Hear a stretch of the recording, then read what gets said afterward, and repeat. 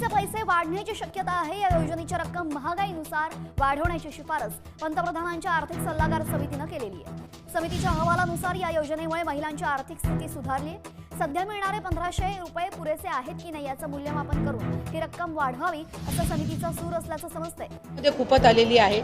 साधारणपणे या संदर्भातला आम्ही वारंवार राज्याचे मुख्यमंत्री फडणवीस साहेब असतील, उपमुख्यमंत्री शिंदे साहेब असतील आणि विभागाची मंत्री म्हणून मी सुद्धा असेल, आम्ही साधारणपणे माध्यमांना वेळोवेळी या संदर्भातली माहितीही देत आलेलो आहोत। पण बऱ्याचशा वेळेला असं होतं की काही एखादी गोष्ट आली की त्या संदर्भातला एक गैरसमज या योजनेच्या बाबतचा निर्माण करण्याचा वारंवार हा प्रयत्न होत आहे। साधारणपणे ही योजना 28 जून 2024 मध्ये त्या ठिकाणी घोषित झाली।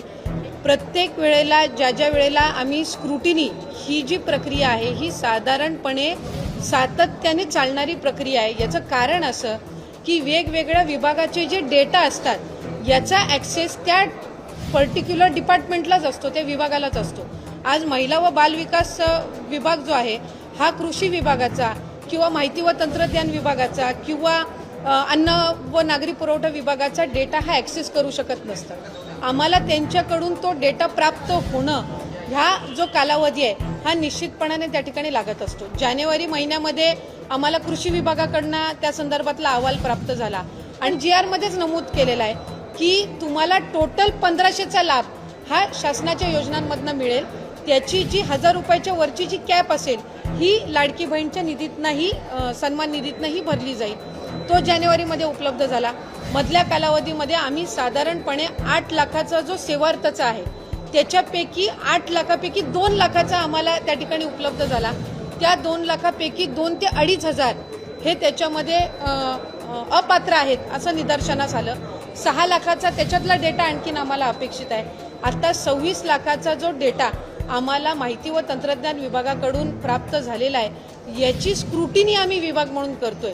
एक गोष्ट आपण समजून घेतली पाहिजे की आम्ही प्रत्येक विभागाकडे त्यांचा डेटा मागितलेला आहे आणि तो डेटा आमच्याकडे विभागाकडे प्राप्त झाल्यानंतर त्या संदर्भातली स्क्रुटिनी होत असते।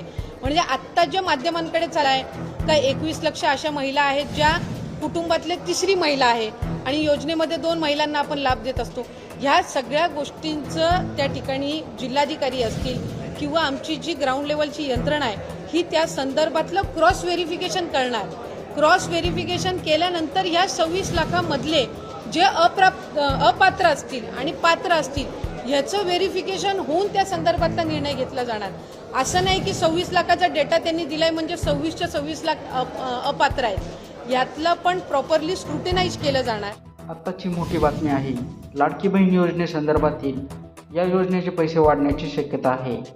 योजनेची रक्कम महागाईनुसार वाढवण्याची शिफारस पंतप्रधानांच्या आर्थिक सल्लागार समितीने केली आहे। समितीच्या अहवालानुसार या योजनेमुळे महिलांची आर्थिक स्थिती सुधारली असून सध्या मिळणारे 1,500 रुपये पुरेसे आहेत की नाही याचे मूल्यांकन करून ही रक्कम वाढवावी असा समितीचा सूर आहे। तर वाढती महागाई आणि गरजा लक्षात घेऊन योजनेच्या 1500 रुपयांच्या रकमेचा पुनर्विचार होणार आहे। महाराष्ट्रातील लाडकी बहीण योजनेचे केंद्र सरकारकडून सविस्तर मूल्यांकन केले आहे।